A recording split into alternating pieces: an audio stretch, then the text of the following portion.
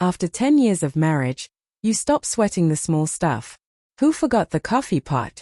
Whose turn is it to wash the dishes? Trust becomes something you build carefully, brick by brick, day by day. That's how I felt about my wife, Claire. We weren't perfect, but we were steady. Or at least I thought we were. Claire had started a new job 6 months ago at a tech company downtown. It was a big move for her. Better pay, more flexible hours, a bright team. She had earned it, and I was genuinely happy for her. At first, she came home full of excitement, talking about her projects and how welcoming her colleagues were, particularly one guy named Ryan. She mentioned him casually, just like anyone you might reference in passing. I didn't think much of it at first. But over time, Ryan seemed to appear in every story. Ryan fixed the printer. Ryan brought donuts. Ryan had a great sense of humor. Everything seemed innocent enough, until it didn't. The first moment that felt strange, Claire came home with a faint blush on her cheeks. She told me they had gone out for team drinks. Nothing unusual, except she casually mentioned that by the end of the night, it was just her and Ryan, since everyone else had left. She said it lightly, as if it meant nothing, but something in her voice felt off. I didn't ask questions. I trusted her. A week later, I picked her up from work because her car was in the shop. She didn't see me pull up. I watched her laughing at something Ryan had said in the parking lot. It wasn't just a laugh, it was the soft, familiar kind of laughter we used to share. When she finally noticed me, she flinched slightly, then waved. Ryan gave that polite, self-satisfied smile, the kind that seemed to say he knew something I didn't. That night, I couldn't sleep. Not because I suspected anything, but because I felt the balance between us shift. Something unseen had changed. A few days later, while we were watching TV, Claire got a text and angled her phone away without realizing I had seen. I stayed quiet. I just waited. The next weekend, she said she had to go into the office for a brief check-in. I offered to drive her, but she refused.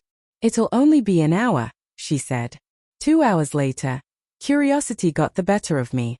I went down there myself, parked across the street, and watched.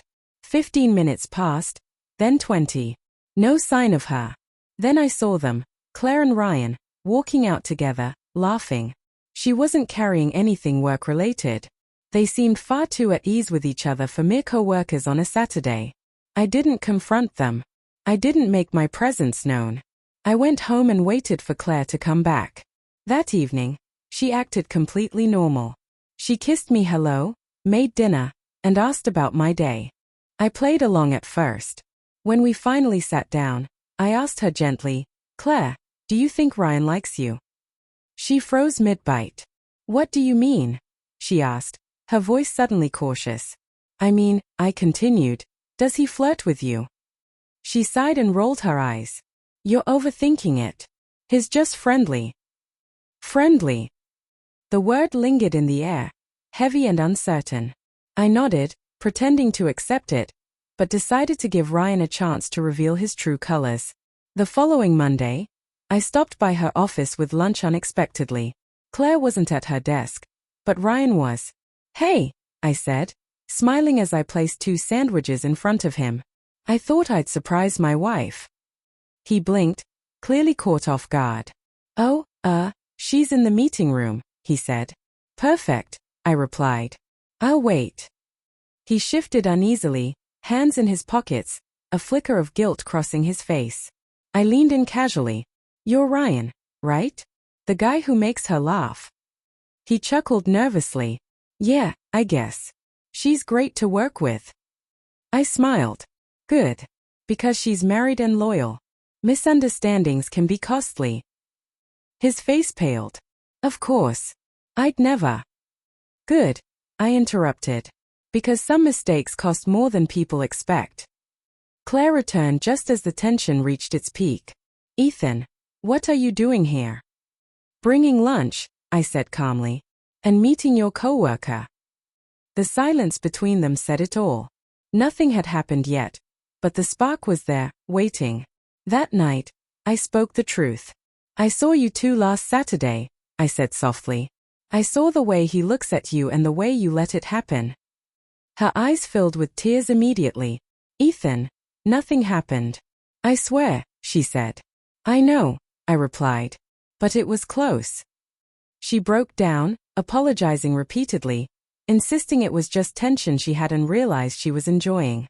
I believed her, but I also knew boundaries needed to be rebuilt. She quit that job a week later. She said she couldn't stay there after seeing how far it had almost gone. I didn't ask her to leave, it was her choice, but Ryan didn't escape so easily. A month later, I got a call from one of Claire's former co-workers. Ryan had tried the same friendly behavior with another married colleague. This time, the husband reported it to HR, including forwarded text messages full of late-night jokes. HR didn't find them funny. Ryan was fired within days, and Claire remarked quietly, "There's no satisfaction in your voice, only calm understanding." "No," I said. "He just didn't learn the first time." Our marriage changed after that, but for the better. We began again, stripped of illusions. Trust isn't rebuilt overnight, but after seeing how temptation can creep in, you learn to protect your relationship from the inside. Sometimes I think about Ryan, wondering if he ever realized how close he came to destroying something that wasn't his. Mostly, though, I think about Claire, how she came back stronger, more honest, and how we both learned that love isn't about never being tested. It's about choosing, every single day, not to fail. Because when someone crosses a line in your marriage, the real test isn't what they do, it's how swiftly you respond together.